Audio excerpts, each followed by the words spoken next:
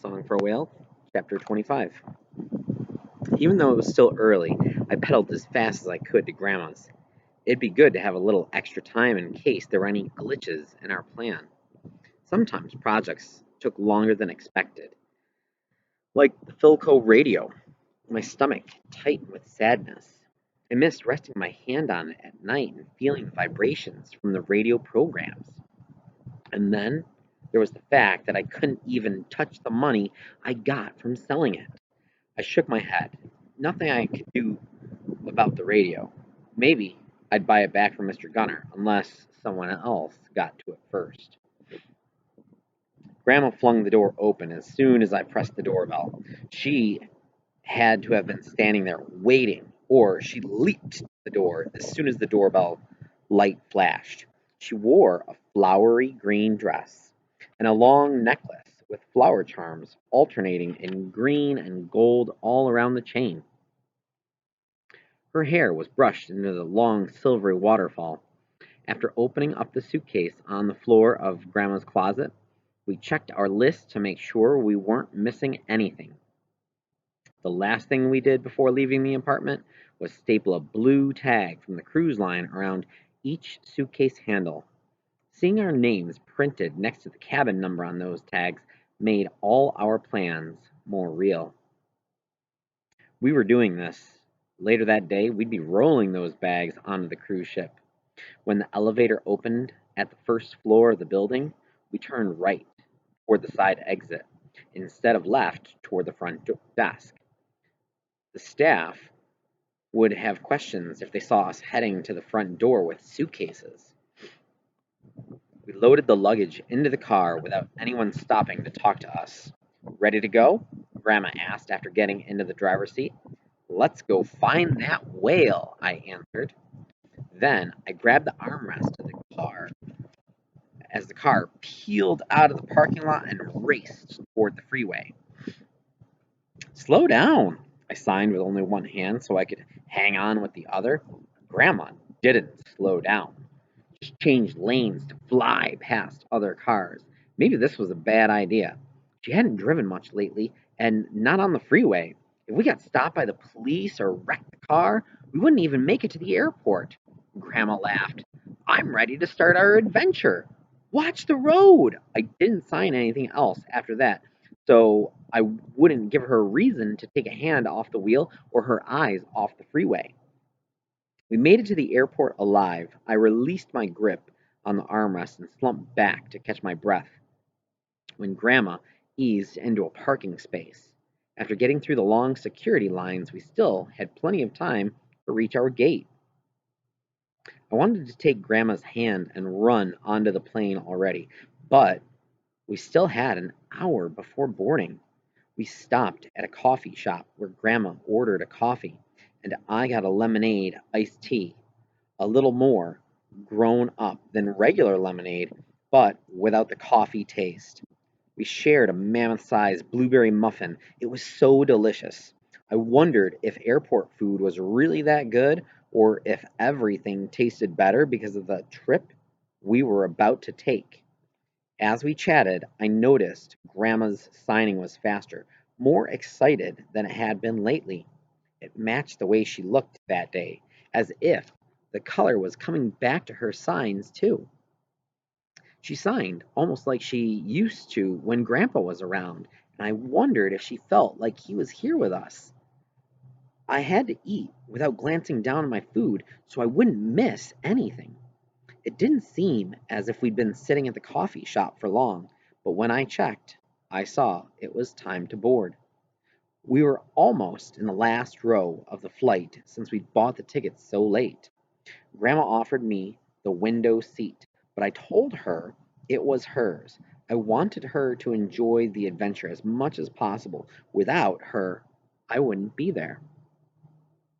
Under the settings on my phone, I found where to disable the GPS. I asked Grandma for hers so I could do the same thing. I didn't want my parents to worry about me, but I didn't want them tracking us down either. Hold on, I'll send your mom a message first. She handed me the phone after sending the text. What did you tell her? I asked after turning off the GPS.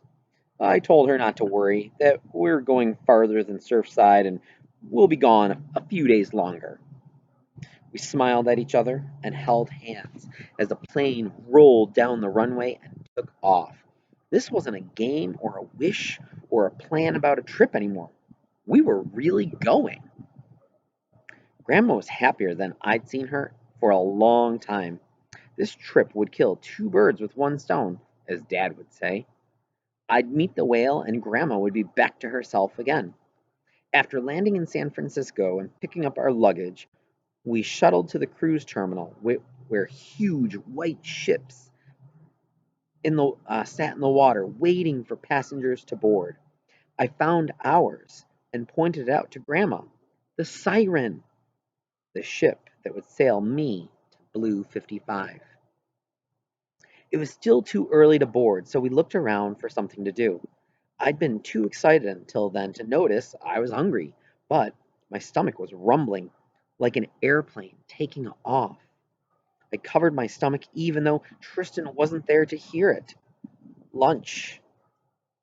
I pointed to a seafood place with an outdoor seating and a view of the ocean. Grandma took my hand and led the way. The restaurant hostess seated us at a small table on a dock. We opened the menus and pointed to the same thing, a big platter with samples of every appetizer.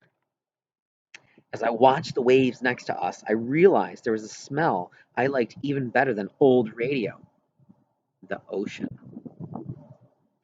Checking in for the cruise was a lot like going through an airport again, only worse because we were so close to the ship. I wasn't going to breathe until we were safely aboard. Each part of the check in process and every person in front of us was one more thing blocking my path to Blue 55. After getting through the long line for the check in counter, a woman with big blonde hair gave us our cruise cards, which looked a lot like credit cards. They would be scanned when we bought something on board and every time we got on or off the ship.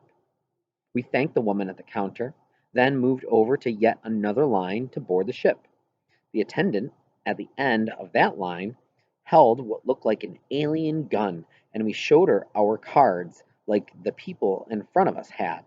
She waved the gun to scan the barcodes on our cards before handing them back to us. On our way to the metal ramp that led to the ship, a crew member stopped us for a picture. A sign on the wall in front of us read, Bon Voyage, next to a big picture of glaciers and blue water. Grandma put her arm around me, and we faced the camera with the Alaskan backdrop behind us. Finally, it was really happening. Even though I was a few days away from meeting 55, I felt like I'd already accomplished something. At the end of the metal ramp that led to the ship, I stopped. All right? Grandma asked. I squeezed her hand and smiled. Until then, the trip had been just a plan. Once we boarded the ship, it would be real. We'd sail from the land and try to find a whale. Grandma stood next to me like she understood that I needed to make the moment last. I wondered if she'd like to put down a good book before turning to the last page, too. With one hand still holding Grandma's, I signed, Ready? With the other, then took a deep breath. Together, we stepped from the metal ramp onto the plush carpet of the ship. When we found our room on the fifth deck, a woman with dark brown skin, wearing black pants and a light blue shirt with gold buttons, smiled like it was the best news ever that we'd arrived. She shook our hands and said something to us. I guess she was introducing herself. Her golden name tag read Jojo, cabin steward, Ghana. Grandma introduced us and let her know that we were deaf. Jojo took a business card from her pocket and wrote something on the back, then handed it to Grandma. I leaned over to read it. Customer relations can page me if you need anything. Jojo opened our door and handed us each a flyer with a map of the ship and a schedule for the rest of the day. She showed us around the cabin, which took 2 seconds since It was about the size of my bedroom at home. After Jojo left, Grandma said she wanted to rest. Even after all the traveling and waiting in lines, I couldn't imagine sleeping anytime soon. Grandma told me to go ahead and explore the ship. First, I found one of the swimming pools on the 18th deck. That wasn't even the highest point. There were two decks above that, with more pools and hot tubs and a game room. People gathered around the bars, holding bright pink and yellow drinks with little paper umbrellas perched on the edges of the glasses. The ship was like a floating city.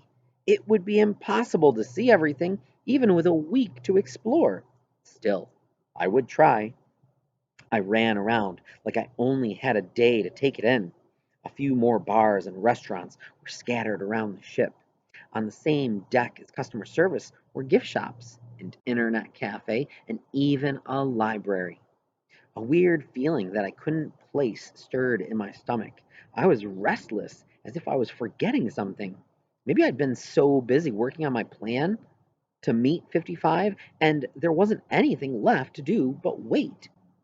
At the safety drill that afternoon, the crew herded everyone from our deck into one of the bars. They showed us how to put on our life jackets and where lifeboats were, so if the ship hit an iceberg, we wouldn't end up like those passengers on the Titanic.